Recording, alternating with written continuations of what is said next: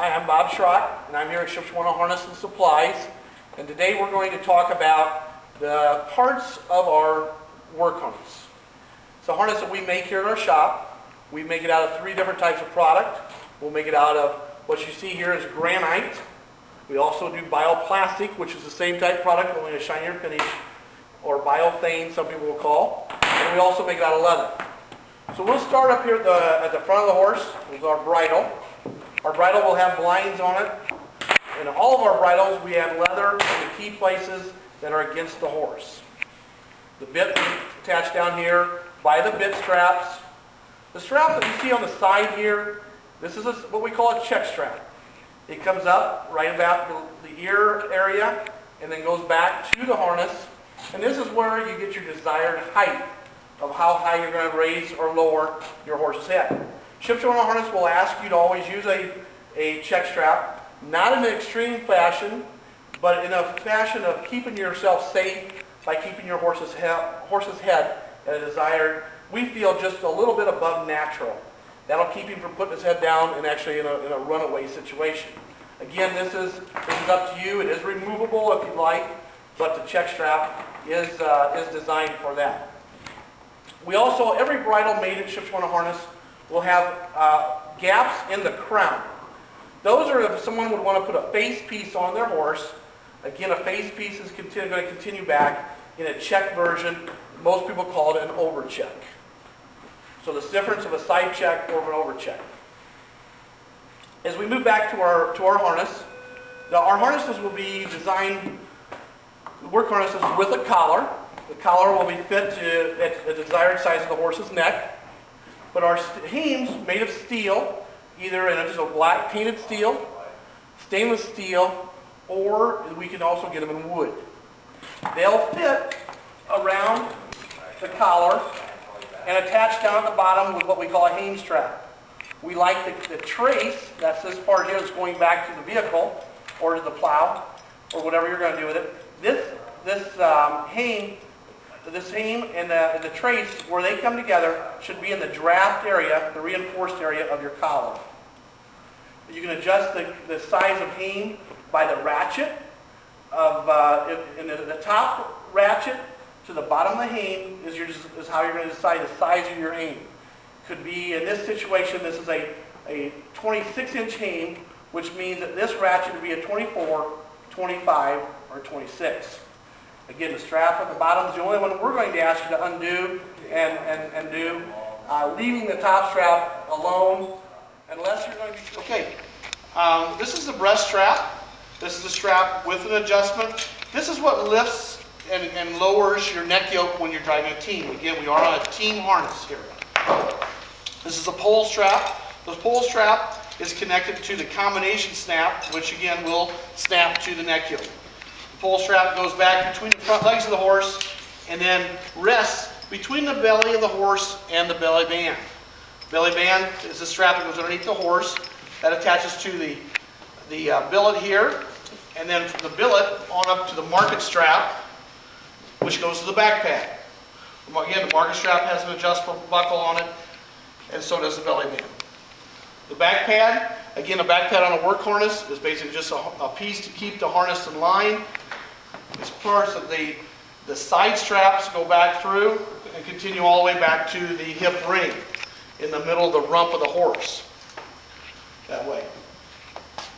So this is a lead strap. This is something that is not always used, easily removed. You can remove it there. And the hip drop, again, a piece is just more of decoration than anything. Again, it can be removed too at that fashion. It's just up to the individual if they want to use them or not. They want to leave them on their harness. Again, we discussed the trace. The trace is a piece that goes back to your vehicle. It's hung here on a trace carrier. We always use a swivel and heel chain style heel chain on a work harness.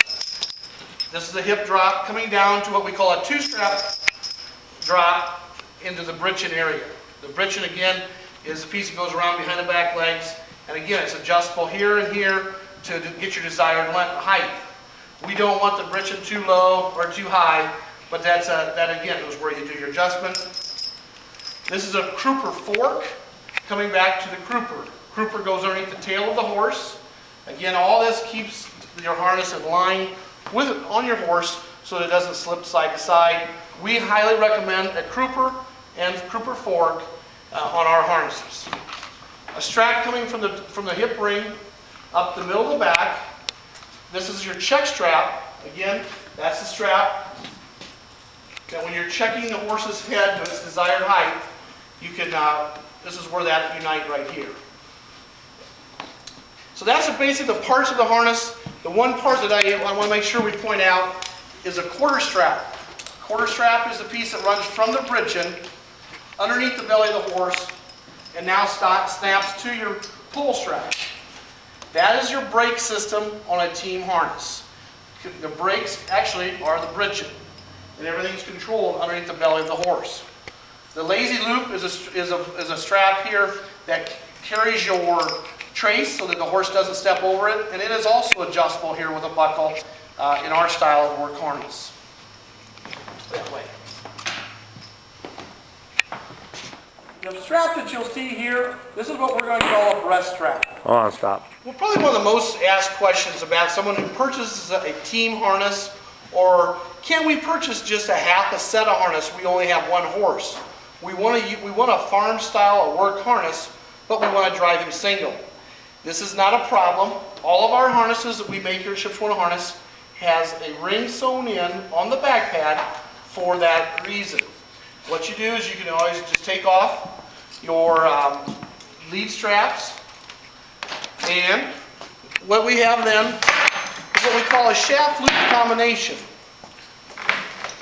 A shaft loop combination is a strap that attaches to this ring that we just referred to. This is for your shaft on your vehicle to go through. It's adjustable for the height, so you can get your desired height. It passes underneath the horse's belly, parallel to the belly band, and attaches on the other side. So you would need one shaft loop combination. We're going to ask you to purchase line carriers. You're going to put that one on each side. And we also are going to ask you to buy a set of cart lines. A pair of cart lines will then, starting in the back, will run through the cart line carrier, up through the ring on your hame, and then to the bit of the horse. This now will give you a nice straight line. You won't have to worry about a line dropping down and interfering with any of the harness parts that way. And that would be the three pieces needed to take this harness and make it a cart harness. The thing that I would want to point out to you, we're going to be driving this horse single. At that point, you can come to your breast strap, pull strap, and quarter straps. What you can do, the way we make our harnesses in Shipshewana Harness, is you can remove these straps easily from the hame. There's really no reason for them to be on there. And you can actually remove the quarter strap at this time too. Is it necessary? It's not necessary to do that. Does it give it a cleaner look? Yeah, it does give it a cleaner look for driving single. Probably the most asked question about this harness also is, can this harness fit different size horses? Not a problem. We make the harnesses right here in Shipshewana. We offer online a measurement chart for your horse. If you say you have a 900-pound halflinger horse wearing a 22-inch collar, we could make this harness adjust down to him just by the measurement chart that you give us. If you have a 2,400-pound horse wearing a 30-inch collar, that's no problem. We can make this harness adjust for them. So we do ask you to fill out the measurement chart as best possible. We have three pieces of hardware here in my hand that are pieces of hardware that people ask, do we have different types of snaps? This is a number 200 snap. It's made of stainless steel. The tongue presses in. The bottom part can be bought in a ½ inch wide all the way up to 1 3/4. As you can see in a lot of these in this harness, these type of snaps are being used. Again, Shipshewana Harness, we're very fortunate now. Basically every piece of hardware on this harness is stainless steel. except for the hames and the connectors. This is a cost, why we don't have those on there on this particular harness is a cost factor. If you decide you want stainless steel hames, clips, and connectors, those are an option we can go with. Also, a buckle that is sometimes, what is this buckle? This is a Conway buckle. We're going to call it number 545 Conway. Also a buckle that has got a tongue in the middle. The material slides through it, and this is something that also comes in 1/2 inch all the way up to 1 3/4 inch. Some things here at Shipshewana Harness that we want to make sure we point out to you is that there are tips and warnings that we want you to think about as a consumer.